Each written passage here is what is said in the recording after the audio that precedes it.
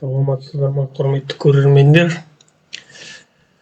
Бүгін біз түрік қағанатына өтетін боламыз. Бұл алғашқы орта ғасырлық мемлекет, ерте орта ғасырлық мемлекет жаңағы Қазақстан территориясында құрылған.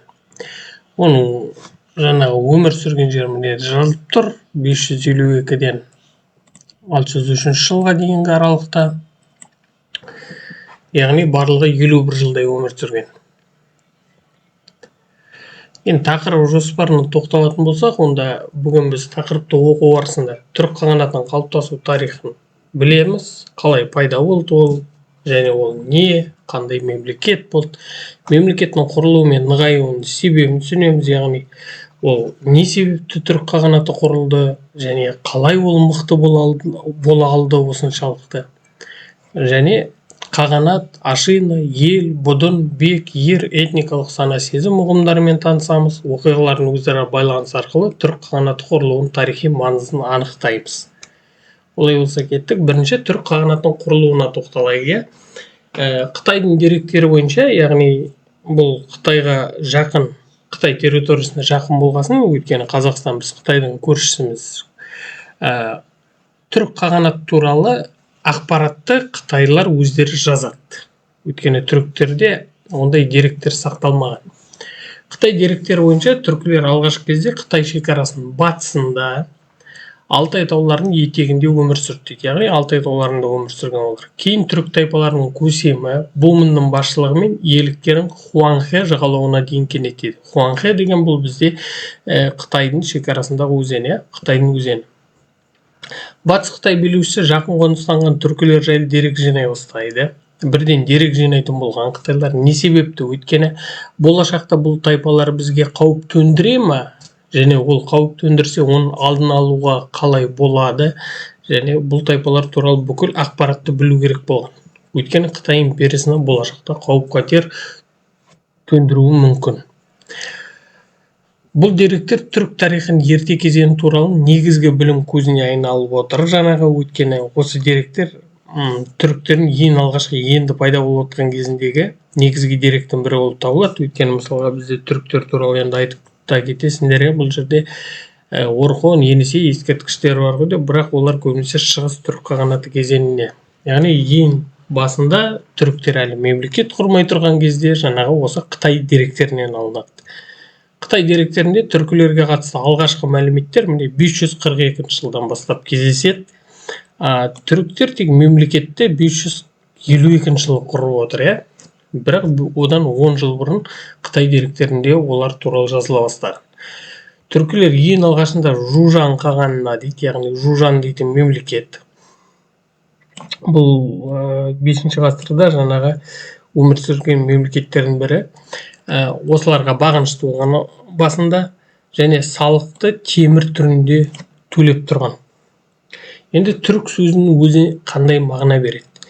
Түрік сөзі берік, күшті деген мағынаны білдіреді. Билік етуші, соның ішінде әсіресе Ашина әулетіне қатысты айтқан. Ашина деген не ол? Ашина деген ол бізде қасқыр, Ашина бізде қасқыр. Жаңа қасқыр деп қойықшы. Қасқыр. Ашина бізде қасқыр, жаңағы түріктер қасқырдан пайда болдық дейді, сондықтан Ашина әулеті осы қасқырдан тараған. Сондықтан билік солардың қолында болған. Кейін олардың қарамағындағы барлық тайпалардың ортақ атауына айнала бастайды. Бұл тайпалардың біраз бөлігі келе деп аталды дейді. Негізі 30-ға жуық келе тайпасы болған, оның ішінде жаңағы қарлықтар туралы айтылады, тіпті қыпшақтар да бар дейді. Жаңағы Жужандардың тепкісін көрген түркілер оларға қарсы бас көтере бастайды. Бумын қалың қолмен Жужандарға шабуыл жасайды да 552 жылы Жужандарды жеңеді.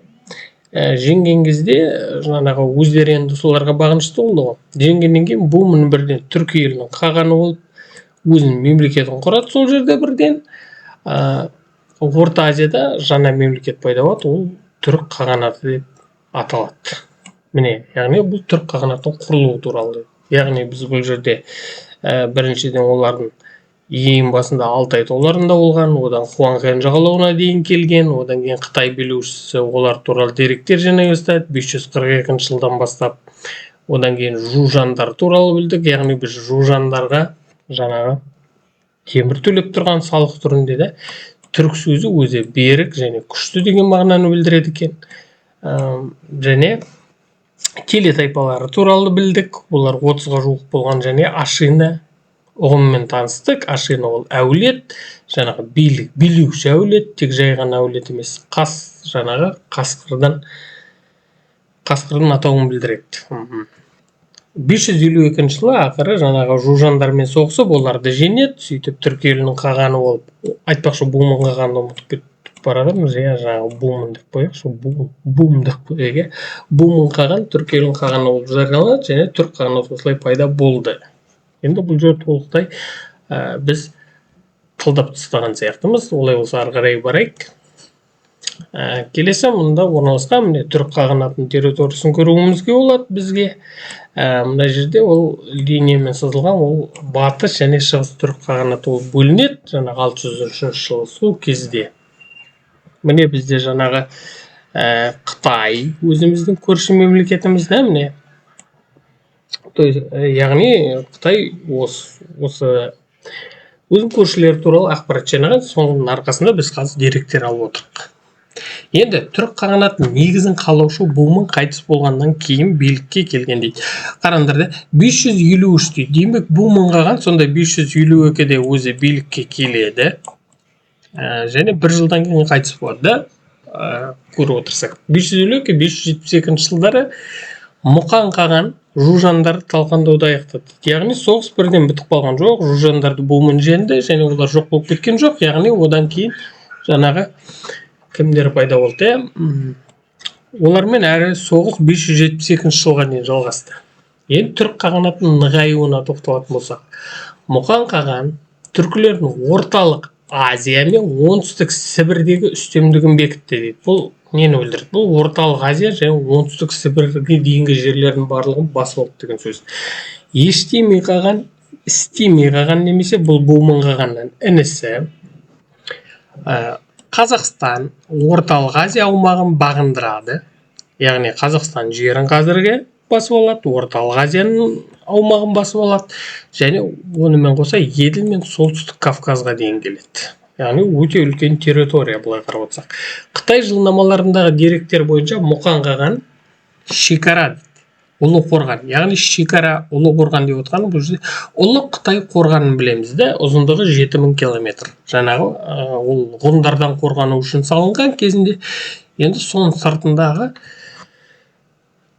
барлық иеліктердің зәресін ұшырды дейді. Яғни барлық иеліктердің деп, қандай иеліктерді? Яғни бұл жерде тек қана түріктер тұрған жоқ, сонымен қатар қимақтар, қарлұқтар, басқа да неше түрлі тайпалар бар да, солардың барлығын қорқытып отырған жаңағы осы түріктер, соның түріктердің ішінде, яғни дәл осы Мұқан қаған туралы қытайлар айтқан солай. 6 ғасырдың 60 жылдары дейді. Енді 6 ғасыр деп отқанымыз бізде 560 жылы, 560 жылдары түрік қағанаты сол кездегі мемлекеттер Византия, Иран, Қытаймен өзара қарым-қатынас жасайды. Осының ішінде Византияны айтып кетейік. Византиямен ол 568 жылы жаңағы сауда және әскери сауда келісімін жасайды. Онда Маниях дейтін өзінің елшісін жібереді. Ар жақтан кейін Земарх дейтін елші келеді. Жаңағы олар Иранға қарсы одақ құрады. Енді түрік қағанаты нығайған кезінде 6 ғасырдың 70 жылдары, яғни 570 жылдар Манчжуриядан Босфорға дейінгі жерде, яғни жаңағы біз айтып кеткен орталық Азия, Қазақстан, Еділ аймақтарына енді қосымша плюс дейміз, Манчжурия мен Босфорды қосып аламыз. Енді ештемей қалған тұсында түркілер әскери жағынан қуатты империяға айналды дейді. Енді ештемей бізде соғысып жаңағы жерлерді бағындырып жатыр. Бұл түрік қағанатының нығаю туралы болып кетті. Және ұлттық сана сезім дейтін жаңа бізде басында терминінде болды. Танысамыз дедік олмен. Ұлттық сана сезім. Бұл не? Ұлттық сана сезім халықтың өзіндік ерекшеліктері мен әлемдегі өз орнын ұғынуы, мәдени тіл ортақтығы дейді. Яғни халық өзін басқа ұлттардан айыра білуі да. Міне басқа ұлттар жоқ, бізде бар. Және мына әлемде біз қандай орын аламыз? Жаңағы біздің мақсатымыз не? Соны түсінуі және мәдени тіл ортақтығы дейді. Яғни дәл осы Орта Азияда мысалға көбінесе түркі тілдес тайпалар, түркі тілдес халықтар, кешіріңіздер, түркі тілдес халықтар жаңағы таралған. Ары қарай. Міне жаңағы Жужан мемлекеті туралы ақпарат беріліп кеткен бізде. Жужан мемлекеті 5 ғасырда Монғолия мен Батыс Манчжурия аумағында көшпелі тайпалар одағынан құрылған дейді. Жаңағы Жужан мемлекеті ол. Яғни бұл монғолдар десек те болады және Батыс Манчжурлар. Монғолия мен Батыс Манчжурия аумағында көшпелі тайпалар одағынан құрылған. Түркілер талқандаған жужандардың бір бөлігі Кореяға кетіп қалады, бір бөлігі солтүстік Қытайға кетіп қалады, басқалары мүлдем батысқа қарай көшіп кетеді. Былайша айтқанда олар толықтай ыдырап кетеді. Енді түркілердің батысқа жылжуы тек жаулап алушылық қана емес дейді. Түркі тайпалардың ірі көші-қонына ұласты. Яғни олар көше бастайды. Өйткені бұл көшпелі империя, бірден айтып кетейік. Жергілікті тайпалар түркілерден құрылған мемлекетке қосылады, немесе шығыс Еуропаға қарай жылжиды. Яғни бұл жерде енді саған үлкен империя келе жатқанда сенде екі таңдау болады да. Немесе солардың айтқанына көнесің, яғни көп жағдайда түркілер оларды басып алғаннан кейін тек салық төлетеді, енді қырып тастай бермейді барлығын, дұрыс па? Жаңағы барлығын қырып тастағаннан одан да пайда жоқ. Сондықтан көбінесе салық төлейтін адам жаңағы тайпа ретінде салық төлетіп қояды. Ол салықтың түрі әртүрлі болуы мүмкін. Егер салық төлегің келмесе, онда қарсы шығу керексің. Бірақ қарсы шықсаң сен жеңе алмайтыныңды білесің. Сондықтан одан да шығыс Еуропаға қарай олар да көшіп кететін болған. Жақсы. Ары қарай 6 ғасырдың 80-ші жылдардың сонында түркілер Парсы елімен одақтасады. 6 ғасырдың 80-ші жылдарда, яғни 580 жылға дейін жеттік міне. Парсы елімен қазіргі Иран, дұрыс па? Персия кезіндегі Даррийдің мемлекеті, жаңағы біздің Шырақпен шайқасқан. Оңтүстік Қазақстан мен Орталық Азиядағы қуатты ифталиттер мемлекетіне қарсы. Ифталиттерді кейде бізде ақғұндар деп те атайды. Ақғұндар. Осындай сұрақ келуі мүмкін, бұл да ертең ифталиттер деген кім? Ақғұндар. Осы ифталиттерге қарсы соғыста жеңгеннен кейін ифталиттердің мұрасын бөлуге байланысты енді арасында жанжал туындайды. Жаңағы біз көп үлес қостық, жоқ, біз көп үлес қостық дейді, бірақ ол тез арада шешілді дейді. Түркілер өз әскерін кері алып кетуі үшін Парсы жағы оларға үлкен көлемде алым төлеуге міндеттенеді. Яғни бұл жерде Парсы мемлекеті түркілерді жеңе алмайтынын түсінеді де, оларға былайша айтқанда бүкіл олжаны беріп құтылады, бәлесіне аулақ деген секілді. Ары қарай түркілер Орталық Азияны жаулап алып, Қытайдан жерорта теңізі елдеріне баратын Ұлы жібек жолының едәуір бөлігіне ие болды дейді. Және бұл ең Қытайға ауыр тиген нәрсе де осы шығар негізінен. Өйткені Орталық Азияны жаулап алғаннан кейін Қытайдан басталып отқан жерорта теңізіне баратын Ұлы жібек жолы, яғни біздің заманымыздан бұрынғы 1 ғасырда басталған, 2 ғасырда тұрақты болған. Жаңағы бұл Ұлы жібек жолы ең сондай бір табыс көзіне айналады түркілер үшін. Өйткені саудагерлер барлығы өткен үшін жаңағы саудадан осы салықтар түседі. Саудадан салықтар түседі. Жібек саудасын жүргізеді, жаңағы түркі хандарына үлкен зор кіріс алып келді. Зор кіріс деп отқаны бұл жерде үлкен жаңағы пайда көзі. Жібек матасын сатып алу үшін негізінен Византия дейді. Яғни бұл жерде түсіндіріп кету керек, түріктер жібек матасын қайдан алып жатыр деген. Түріктерге негізі Қытайлар төлейді жібек матасын, өйткені түркілер жаңағы олардың жеріне шабуыл жасамасын деп 100 мың орама мата төлейтін болған. 100 мың орама. Рулон дейді орысша, да? Бұл матаны не істейді? Дұрыс, бұл матаны түріктер былайша айтқанда бесплатно дейді, бесплатно сатып алады да, бесплатно сатып алмайсың ғой, иә, бесплатно тегін аласың, дұрыс па? Тегін алынған нәрсені кейін Византияға барып сатады. Өте жаңағы сондай тиімді бизнес көзі, былайша айтқанда. Сондықтан Византия оны сатып алады. Енді Византия өзі әрине ол да жайдан жай сатып алған жоқ. Ол ар жағында өзінің батыс Еуропасына сатады, иә. Ар жақта франктар мемлекеті бар, сол жаққа қарай оны айтады. Өйткені ол кездегі жібек матасы қазіргі кездегі мұнайдың эквивалентында болған, яғни мұнай секілді сондай өте жақсы болған.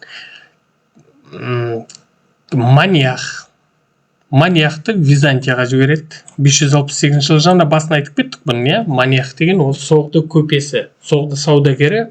Негізі Маниахтың өзі ештеме қалғанға келіп айтады, жаңағы жібек матасын Византияға сатуға болады деген сияқты. Оны жібереді. Император, яғни император деп отырған Византияның императорын айтып отыр. Маниахты аса құрметпен қарсы алады, сөйтіп парсыларға қарсы әскери сауда келісімі жасалды. Енді неге парсыларға қарсы әскери сауда келісімі жасалып тұр? Өйткені парсылар қарсы болады түріктердің Византияға жаңағы не сатқанына. Жібек матасын сатуына қарсы болады. Өйткені олар Византиямен соғысып жатады. Парсылар, олар жаңағы бұрыннан бұрын Ахемениттер әулеті жаңағы Рим империясымен соғысты, енді Рим империясына Византия келді, енді Византиямен соғысады олар жаңағы. Сондықтан Византияның жібек матасынан пайда тапса, ертең күшейіп кететінен қорыққасын, олар қарсы болады, бірақ түріктерге жаңағы бұл сауда керек болады. Сондықтан олар Византиямен бірігіп жаңағы парсыларға қарсы соғысады, былайша айтқанда. Міне түрік қағанатына жаңағы Византия елшісі Зимарх келеді. Өйткені Маниах бар ғой, енді Зимарх келесі оларға жауап ретінде қонаққа келеді, елшілікке келеді енді. Дерек көздерде Византия елшілігінің түркілерге бірнеше рет барған жайында айтылады, және Византиямен тұрақты сауда және дипломатиялық байланыстар болғандығы туралы бізде 6 ғасырда византиялық теңгелер растайды дейді. Яғни Византия теңгесі бізде номисма деп аталады. Номисма. Бұл номисма дегеніміз сол кездегі доллар секілді. Бүкіл жерде өтеді. Былайша айтқанда бүкіл жерде өтетін ақша болған сондай. Қазіргі доллар сияқты. Енді ештеңеден мәңгі емес дейді ғой. Мемлекеттің ыдырауына келдік. 6 ғасырдың 60-90 жылдарында түрік қағанаты іштей қуатты және көршілер үшін қаһарлы болды дейді. Бізде 560 пен 590 жылдың арасында түрік қағанаты мықты болды. Бірақ біз жайлап 603 жылға қарай жақындап келатырық түрік қағанаты ыдырайтын кезге. Онда не болып қалды екен? Түркілер Қытайды өздерінің кіріс көзі деп білді. Қытайлар мұнымен келісе алмады. Иә, әрине келісу өте қиын. Егер сен жыл сайын 100 000 орама мата және басқа да сыйлықтар беріп тұру керексің, тек сенің жеріне шабуыл жасамас үшін тегіннен тегін. Әрине Қытай мұнымен көп келісе алмады. Түркілерге қарсы күрес олардың басты міндетіне айналды дейді. Енді 6 ғасырдағы түркілердің Қытай және басқа мемлекеттерден басымдығы. Неге түркілер сондай мықты болды? Бұны жаңа айтып түсіндіреміз дедік, иә, басында. Саяси бірлігі мықты болды біріншіден. Қару-жарағы мықты болды. Өйткені түркілер темір қарудың құпиясын білген. Жаңағы алдаспан қылыш дейді ғой. Жаңағы ұрсам да сынбайды. Енді стальной қылыш қой қазіргі. Көшпелі ұйым, жылдам қимылдау, толықтай атты әскер, жаңағы былайша айтқан ең мықты жауынгерлер және бір дегеннен әрбір көшпенді адам ол бүгін мал бағып жүрсе, ерте атқа қонып жауынгерге айнала салады. Қытайда ондай мүмкіндік болған жоқ. Қытайда егер қарапайым адам ол егін орып жүрсе, ол просто егінші болады. Оны ертесіне қолына қару-жарақ бергеннен ол деген бірден ойбай мықты қырылып, жаңағы шайқасатын жауынгерге айналып кетпейді. Ал түркілерде балдарды бала кезінен сондайға тәрбиелейтін болған, оны әскер ретінде. Және қарсыластардың әлсіздігі және бытыраңқылығы. Осы Қытай империя деп отқанымызбен, оның өзінде де ішкі тартыстар мен қырғындар болып жатты бәрібірде. Не болып кетті? Иә. 6 ғасырдың соңы мен 7 ғасырдың басында Қытайдың күшеюі билік басындағы түркі әулетін өз ішінде қырқыстың басталуымен және де даладағы сұрапыл жұртпен тұспа-тұс келді. 6 ғасырдың соңы және 7 ғасырдың басы, яғни 560 жыл бітіп, 500 жыл бітіп жатыр, оның 600 жыл басталып жатыр, иә. Жеңу мүмкін емес екенін түсінеді қытайлар. Сондықтан өз араларында талас тартыс болсын деп соған айдап салады бір-біріне түркілер. Яғни осы талас тартыстың кесірінен қағанат дағдарысқа ұрынады. Түркілер қарсылығын әскери күшпен жеңе алмаған Қытай міне айтып кетті, айтпақша. 603 жыл дипломатиялық жолмен қағанаттың ыдырауына қол жеткізді дейді. Яғни ыдырауына дегенде батыс түрік БТ деп қойып, және шығыс түрік ШТ. Шығыс түрік болып екіге бөлініп кетеді. Бір тұтас мемлекет батыс түрік және шығыс түрік қағанаттарына бөлінді. Қағанат ыдырағанымен қуатты мемлекет болып қала берді дейді. Яғни батыс түрік қағанаты бәрібір де мықты мемлекет болды. Оны келесі сабақта өтеміз енді. Әкімшілік және әлеуметтік құрылымына тоқталып кетейік. Әкімшілік бұл администрация, яғни қалай жұмыс жасады, кім басқарды. Әлеуметтік ол кімдер өмір сүрді. Түрік қағанаты Манчжуриядан Босфорға және Сібірден Парсы, Иранға дейінгі жерді алып жатты. Осындай орасан зор аумақты бағындырып қана қоймай, оған иелік ету қажет дейді. Білесіңдер, территория үлкен болған сайын оны басқару өте қиын болады. Түрік қағанатында қаған деген билеуші. Ол тек қолбасшы емес, сонымен қатар аса көрнекті билеуші болады. Түрік қағанатында сонымен қатар егіншілік, қолөнер дамый, түрлі діндер болды. Бұл жерде жаңағы бір дін болған жоқ жаңағыдай. Неше түрлі діндер бар және ешкім дініне қарсы емес. Қытайдан Византияға апарылатын жібектің бір бөлігі қалада қалады. Яғни жібек саудасы қалада дегенде жібек жолымен келе жатсың, түрік қағанатына келдің. Сол жерде мысалға түрік қағанатына Суябқа келді. Суябта кейбір тауарларды сатып жібердің. Егер бүкіл тауарын сата алсаң, онда бүкіл тауарын саттың да обратно кетіп қалды. Сата алмасаң, қалған Қытайға қарай таси бересің. Түркілер мемлекетте тәртіп орнатты, жаулап алынған халықтардың дербестігі сақталды, олар тек қағандарға алып салық төлеп отырды дейді. Яғни бұны айтып кеттік, Әрі қарай қаған кім ол? Міне бұл әкімшілік кетті. Қаған мемлекетті басқарады. Одан кейін сот міндетін. Сот міндетінде ол атқарады, әскерге де басшылық жасайды. Яғни ода бірден 3 міндет болды. Мемлекетті басқарады, президент секілді судья ретінде сотты басқарады, қолбасшы армияның генералы ретінде әскерге де қолбасшылық етеді. Мемлекетті басқаруда тайпан ақсүйек қауымына сүйенді дейді. Ақсүйектер енді ол жаңағы Ябу, Шат, Елтибер дейтін жаңағы сондай өзінің ақсүйек құрылымы болды. Еуропадағы феодалдық граф, герцогтар секілді. Әскери және азаматтық билікті басқаратын жүйе Ябу және Шат болды. Бұлар өз кезегінде қағаннан тумалар болды. Яғни түрік қағандары көбінесе билеуші бір сондай маңызды лауазымдарға міндетті түрде өзінің тумаларын қояды. Өйткені тумаларын сені сатып кетпейді-ау деген сенім болады. Бірақ іс жүзінде ол жұмыс жасаған жоқ, өйткені тумалары да сатып кетіп жатты, билік үшін талас болып жатты. Бірақ басқа адамды қойғанша туманды қойған жақсы, сондықтан оларға Ябу және Шат дейтін нелерді беріп, лауазымдарды жоғары лауазымдар қояды. Билеуші әулеттің жас жағынан ең үлкені қаған сайланады. Мұның өзі кәмелетке жетпеген ханзаданы таққа отырғызудан сақтап, елдің қауіпсіздігін қамтамасыз етті дейді. Билік үнемі тәжірибелі адамның қолында болды. Ұлы қаған ордасы түркілердің байырғы қонысы Алтайда орналасты дейді. Астанасы Алтайда болды, бір сөзбен айтқанда. Түрік мемлекетінде қарапайым халық будун деп аталды. Яғни халықты будун дейді. Қазір халық дейді, дұрыс па? Одан кейін бектер, ақсүйектер билік тобын құрады. Бек ол жаңағы бізде бір руды басқарады. Ақсүйектер ол Ябу, Шат және Елтибер. Мұнда Елтибер жоқ, бірақ Елтибер дейтін болды. Енді қаған кім? Қаған өз кезегінде міндетті түрде Ашина руынан шығу керек. Ашина руынан болмасаң, сен қаған бола алмайсың, ол жерден мықты болсаң да. Ақсүйек қауымның ең таңдаулы өкілі болды. Зерттеушілер Ашина термин әрқилы саралайды дейді. Біреулері бұл сөзді текті қасқыр десе, айтып кеттік, текті қасқыр. басқалар аспаннан жаратылған деп түсіндіреді дейді. Яғни аспанның баласы деген. Түркілердің шыққан тегі бір болғандықтан, олардың жерге және соғыстан түскен олжаға, мынарада жоқ екен, жерге және соғыстан түскен олжаға құқықтары да бірдей болды. Барлығы бірдей. Түркі қоғам бірлігі берік болды. Соғыста ерлік көрсеткендерге қатардағы жауынгер ма, ол қарапайым, немесе ақсүйек тобынан бола ма, ер жауынгер деген атақ беріледі.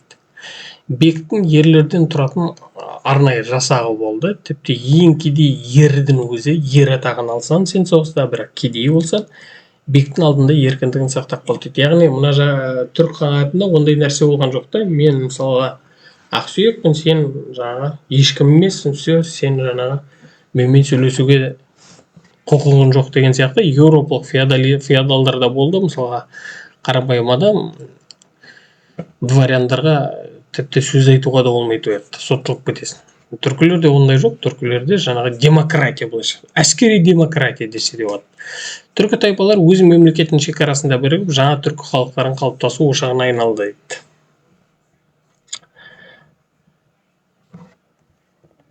Ары қарай, осымен бүгінгі сабағымыз аяқталды. Келесі сабақ бізде батыс түрік қағанаты туралы болады.